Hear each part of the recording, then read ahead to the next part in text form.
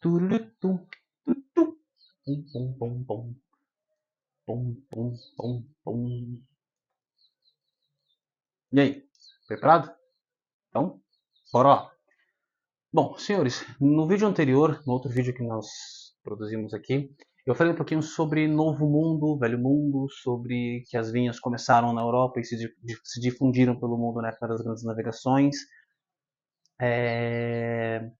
E acho que a informação, acho que é bacana a gente dar continuidade nessa parte. Falar um pouquinho sobre qualidade de vinho, né, o que diferencia realmente um de outro. Mas para poder explicar isso um pouquinho melhor para vocês, eu vou falar sobre a diferença da localidade geográfica de onde são plantadas as vinhas, né? E como isso influencia na qualidade do vinho. Então vamos lá. Primeiramente, se você quiser, abre um vinho e vamos estudar. Então vamos lá. Todo mundo basicamente conhece como que é o globo terrestre, né? Nós temos, por exemplo, imagina que aqui é o globo terrestre, imagina não, tá aqui, né, o globo terrestre. Nós temos aqui essa linha que passa, aqui que corta até mesmo um pedaço aqui do Brasil.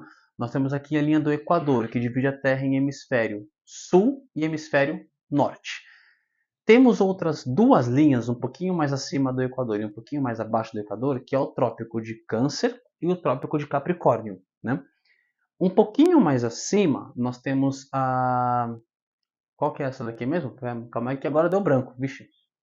Aí aqui nós temos a linha do Círculo Polar Ártico e do Círculo Polar Antártico. Vamos lá. O que está dentro entre as linhas do Trópico de Câncer com o Trópico de Capricórnio, que corresponde a mais ou menos essa faixa aqui, ó, que pega basicamente o Brasil por completo, pega um pedaço da Argentina, pega um pedaço do Chile, né? Tudo que está nessa faixa aqui, até mesmo a Austrália, e pega um pouco do sul, né? Pegar essa região da África do Sul, é chamado de zona tropical. Por que zona tropical? Porque vamos imaginar, deixa eu ver se eu tenho alguma coisa para poder explicar aqui. Tá, não tem. Tá, beleza. Vamos imaginar aqui o Sol, né? Aqui está o planeta, o Sol. O Sol ele dispara raios, né, divergentes, assim. Ele é uma bola, ele é uma fonte de luz que ele espalha luz para todos os lados. Por que essa zona chama-se de zona tropical? Porque nessa zona é onde mais existe incidência de luz solar, certo? Vamos agora então voltar na época da escola, que o professor lá de ciências explicava para a gente o que era a fotossíntese, que a planta ela pega a luz do sol e transforma aquilo em açúcar, que é a famosa frutose, que é a frutose, o açúcar responsável na produção de álcool, na transformação de açúcar em álcool etílico. Esse é o processo de fermentação. A levedura vai lá, come o açúcar e o que ela expele é álcool etílico e gás carbônico. E assim produz-se o vinho, assim como outras bebidas alcoólicas, ou tudo que é feito à base de fermentação. Nessa região aqui, onde é composta a área de a zona tropical, como ela recebe mais luz do sol, nós temos verões mais quentes, invernos não tão frios, e como ela recebe muito sol, logo a vinha produz muito açúcar. Muito bem. Como ela produz muito açúcar, é muito comum nós termos os vinhos da América do Sul com uma sensação ou teor de álcool mais elevados. Muito bem, muito teor de álcool mais elevado. Quanto mais açúcar, mais álcool. Menos açúcar, menos álcool. A linha de raciocínio é perfeita. Agora, a parte que compõe entre o Trópico de Câncer e o Círculo Polar Ártico, ou o Trópico de Capricórnio, o Círculo Polar Antártico, deixa eu ver se estou falando certo, é isso mesmo? Mas só um minuto. É isso mesmo, Trópico de Câncer e Trópico de Capricórnio. Achei que eu estava invertendo as linhas, mas não. Então, o que está nessas duas faixas aqui em cima e aqui embaixo, já são chamadas de zona temperada. Como assim zona temperada? A incidência de luz solar nessa região é um pouco menor. Se ela é um pouco menor, logo você vai ter uma uva que ela não produzirá tanto açúcar, logo ela será menos alcoólica. Porém, ela terá mais ácido, ela será um pouquinho mais ácida. Por isso que muitos vinhos da Europa, eles têm passagem em madeira. Por quê? Se eu tenho uma uva mais ácida, nos casos dos vinhos tintos, eu vou ter um vinho mais tânico, aquele vinho que amarra bem a boca, sabe? Quando você toma ele, você sente aquela sensação de secura, a famosa sensação de adstringência vem do tanino. Países da Europa, por si só, tendem a produzir, os vinhos produzidos lá são um pouquinho mais ácidos. Mas, como as uvas e as vinhas são mais antigas, as vinhas, quanto mais velha ela for, menos bagos ela produz. Esses menos bagos são muito mais complexos em aromas, em estrutura, que influencia muito na qualidade do vinho. Porque a raiz da videira, se é uma vinha que ela já tem, por exemplo, entre 80 e 100 anos, 60, 70, 80, 100 anos de idade, as raízes elas estão a mais ou menos 3 metros, 3 metros e meio, 4, beirando a 5 metros de profundidade. Então você imagina que tudo que estava no solo, que estão nas camadas mais profundas do solo, a raiz da vinha foi até lá, pegou aquela complexidade, aquelas propriedades e trouxe para as uvas. Mas por que, que os vinhos da Europa, ou até mesmo dos Estados Unidos, eles costumam ser mais caros do que os vinhos da América do Sul? Agora vamos pensar em questão de produção e parte comercial. Os vinhos da Europa, eles têm uma produção... Primeiramente, olha só o tamanho da Europa. Nós temos aqui França, Espanha e Itália. Tem aqui Portugal.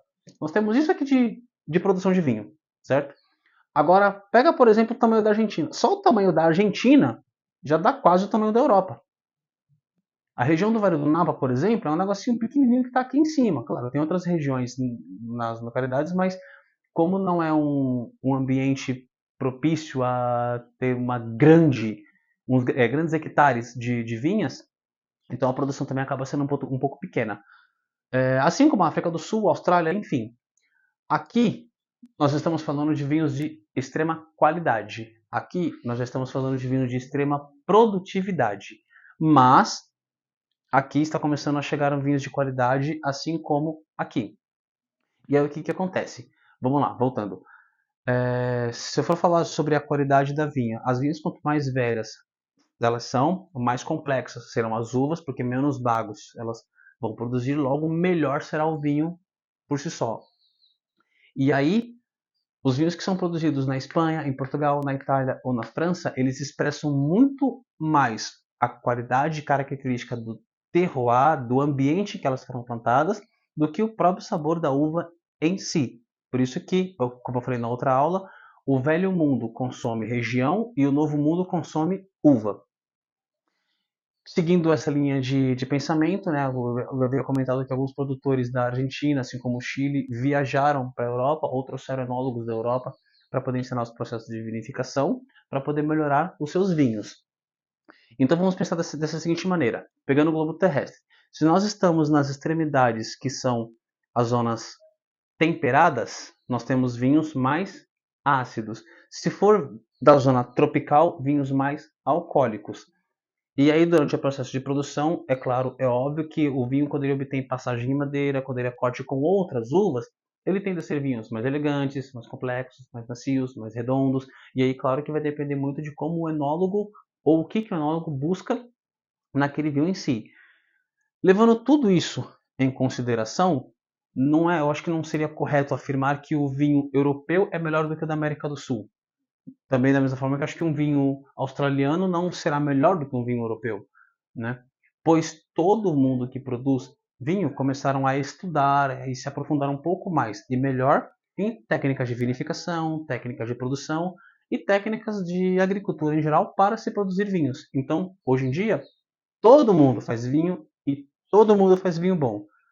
Só lembrando que o vinho bom ou o vinho ruim só vai depender do vinho que você gosta e do vinho que você não gosta, né? Mas enfim.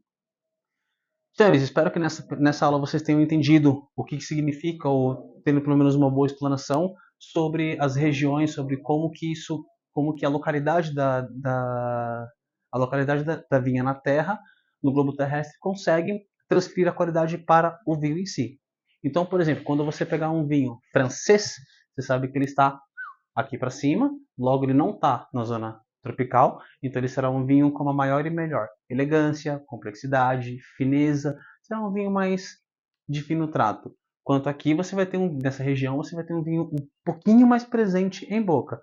Claro que é uma questão de paladar. Se você gosta de sentir essa potência, vai nos América do Sul que não tem erro. Se você quer começar a ter experiências de aproveitar vinhos mais elegantes, vinhos mais redondos em boca, parte para a Europa ou para alguns da região do Vale do Napa dos Estados Unidos.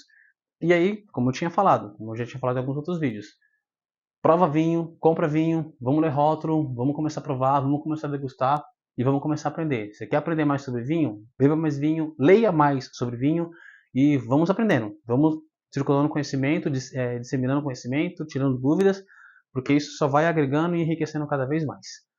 Certo? Certo? Bom, acho que na próxima aula eu vou dar algumas dicas sobre leitura. Para quem gosta de ler, eu vou dar uma dica sobre alguns livros, alguns materiais que eu tenho aqui. E acho que vai ser muito enriquecedor para você. Vai, a gente se vê.